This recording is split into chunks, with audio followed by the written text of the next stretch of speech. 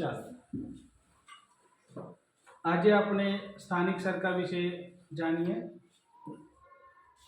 સ્થાનિક સરકાર એના બે પેટા પ્રકાર પાડ્યા, એક ગ્રામીણ પ્રશાસન અને બીજું છે શહેરી પ્રશાસન।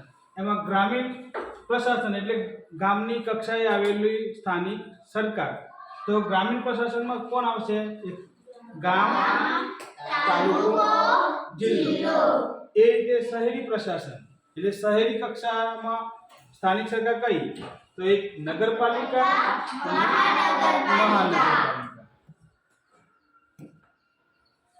સ્થાનિક સરકારની વાત કરીએ તો સૌપ્રથમ આવશે ગ્રામ પંચાયત, પછી આવશે તાલુકા પંચાયત અને જિલ્લા પંચાયત। બરાબર, આ ત્રણ સ્થાનિક સરકાર ગણાય જે ગામ લેવલની હોય। બરાબર,